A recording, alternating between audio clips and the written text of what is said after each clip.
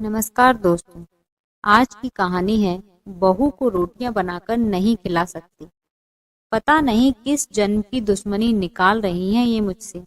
ऐसी छुई बनकर बैठी रहती हैं जैसे मेरे आने से पहले तो 8-10 नौकर चाकर आगे पीछे फिरते थे। थोड़ा बहुत हाथ पैर हिलाने से कौन सा शरीर घिस जाएगा इनका। सब कुछ मेरे भरोसे छोड़कर बैठ जाएंगी। बाहर से थक कर आओ और फिर घर में आते ही रसोई में लग जाओ। प्रियंका खींचते हुए अपना सारा गुस्सा रसोई में बर्तनों पर निकाल रही थी। ऐसा नहीं था कि उसकी सास को उसके बड़बड़ाने का भान नहीं था, लेकिन वो भी ठिठाई पर थी। बहू की बड़बड़ाहट को एक कान से सुनकर दूसरे कान से निकाल रही थी। प्रियंका एक पढ़ी लिखी लड़की थी। उसका सपना था कि वो अपने पैरों पर खड़ी होगी।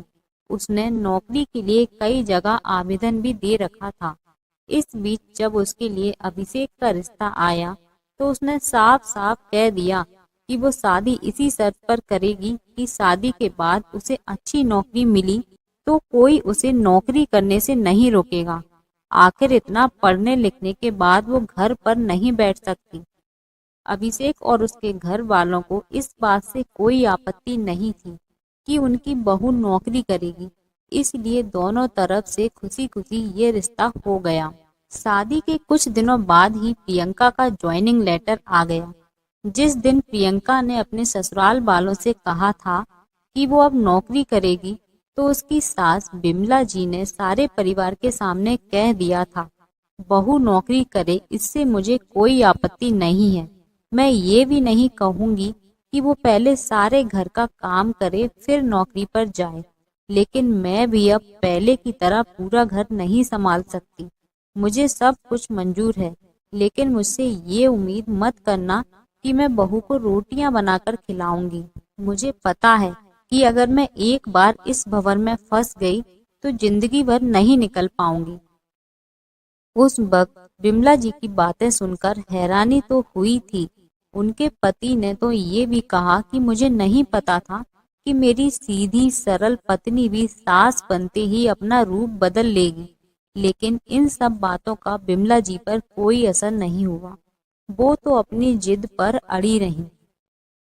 खैर, प्रियंका को तो नौकरी करनी ही थी, क्योंकि घर के थोड़े से काम के लिए वो अपनी इतनी अच्छी नौकरी तो नहीं छोड़ सकती थी। वहीं उसके पति और ससुर जी ने भी नौकरी की इजाजत दे दी थी, तो वो फिर कहाँ रुकने वाली थी। इस समस्या का ये हल निकाला गया कि घर के कामों के लिए एक काम वाली और खाना बनाने के लिए एक कुक रख ली गई। खाना बनाने वाली सुबह और शाम का खाना बनाकर चली जाती। प्रियंका का काम था ऑफिस से आकर बस खाना परोसना। यूं ही दिन निकल रहे थे। प्रियंका की शादी को 2 साल हो चुके थे। अब तो प्रियंका और बाकी सब घर वालों को इस रूटीन की आदत हो गई थी। लेकिन मुश्किल तो तब होती थी जब कभी खाना बनाने वाली छुट्टी ले लेती थी। ऐसा ही कुछ इन 2 दिनों से हो रहा था, जिस कारण से प्रियंका खींची हुई थी। ऑफिस से आकर रोटियां बनाना उसे बहुत बड़ा बोझ लगता था। वैसे तो बिमला जी इन दिनों में सब्जियां काट कर बना देती थी, लेकिन बहू के ऑफिस से आने के बाद रसोई में झांकती भी नहीं थी। उस समय प्रियंका को अपनी बैठी हुई सास बहुत चुभती थी। वो बड़बड़ाती रहती और रोटियां बनाती रहती। बाद में अपनी माँ से फोन पर भर भर कर शिकायत करती, जिसके बाद उसे थोड़ा सा सुकून मिलता था। कुछ दिनों बाद प्रियंका के भाई की शादी भी तय हो गई। प्रियंका की होने वाली भाभी भी नौकरी पेशा थी।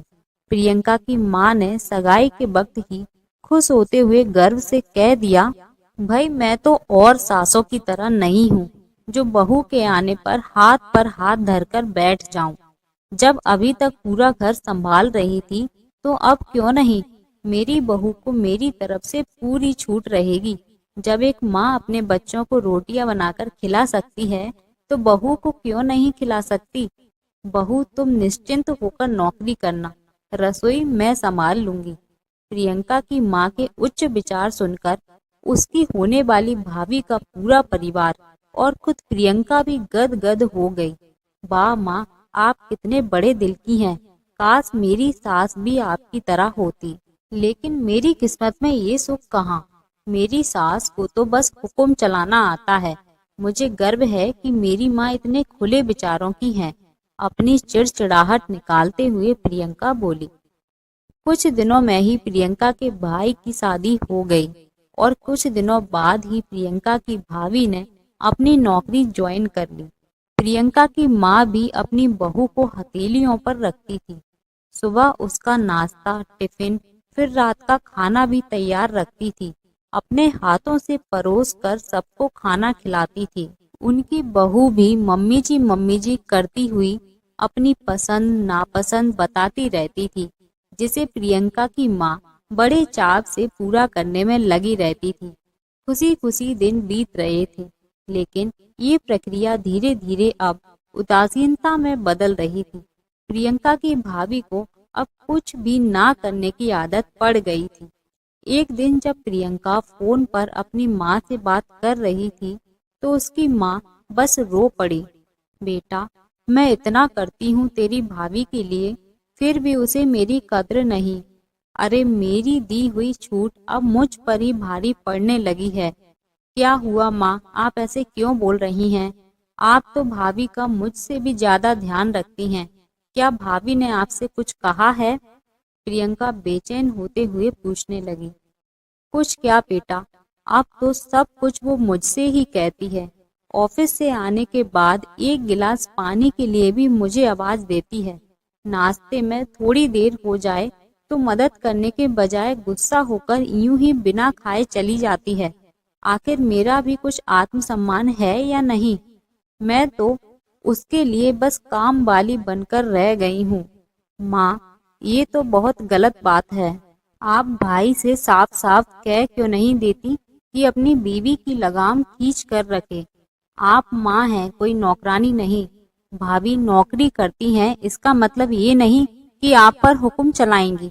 गरजते हुए प्रियंका बोली। किस मुंह से कहूँ बेटा, पहले तो खुद मैंने ही आगे बढ़कर कुल्हाड़ी पर अपना पैर दे मारा, फिर शिकायत किससे करूं? तेरे पापा ने तो कहा भी था कि बहू को ज्यादा छूट दोगी तो बाद में पछताओगी, लेकिन मैं ही बड़ाई की भूख में थी जो अपनी बहू को सिर पर चढ़ा लिया। एक बात कहूँ बेटा, तू चाहे अपनी सास को कुछ भी कहे, लेकिन समधन जी का ये फैसला सही था कि वो बहू को रोटियां बनाकर नहीं खिलाएंगी। एक बार वो सबकी नजरों में बुरी अक्कड़ सास तो बन गई, लेकिन आगे के लिए कम से कम अपना आत्मसम्मान तो बचा लिया। अब ना तो तू उन्हें कोई ताना दे सकती है और ना ही कोई रिश्तेदार। काश मैंने भी शुरू से ही ये घर गृहस्थी की पूरी जिम्मेदारी अपने सिर पर लेने से इनकार कर दिया होता, तो आज मेरा ये हाल ना होता। माँ की बातें सुनकर प्रियंका निशब्द हो गई। भारी मन से उसने फोन रख दिया। बाहर हॉल में आकर देखा तो सास ससुर आराम से बैठकर बातें कर रहे थे। बातें करते करते उसकी सास अपने नाखूनों पर नेल पेंट लगा रही थी, जिसे देखकर ससुर जी उन्हें चिढ़ा रहे थे। अब बुढ़ापे में ये फैशन करके किसे दिखाओगी? मेरी तो नजर भी कमजोर हो गई है। किसी को नहीं दिखाना मुझे। मैं तो अपनी खुशी के लिए लगाती हूँ। सारी उम्र तो घर गृहस्थी में उलझी रही, अब अवकाश का वक्त आया है तो अपने शौक तो पूरे कर लूं। पता नहीं कब भगवान के घर से बुलावा आ जाए। प्रियंका की सास मुस्कुराते हुए बोली। पता नहीं आज क्यों प्रियंका अपनी सास की बातें सुनकर चिढ़ नहीं रही थी, बल्कि वो भी मुस्कुरा उठी। सही तो कह रही हैं मम्मी जी, एक गृहिणी को अपने लिए वक्त ही कब मिलता है। पहले अपने बच्चों को पाल पोस कर बड़ा करो, फिर कामकाजी बहू आ जाए तो उसे और उसके बच्चों को संभालो। काश मेरी माँ ने भी मेरी सास की तरह पहले ही कह दिया होता कि बहू को रोटियां बनाकर नहीं खिला सकती। तो दोस्तों, आज की कहानी यहीं समाप्त होती है। आपको ये कहानी सुनकर कैसा लगा?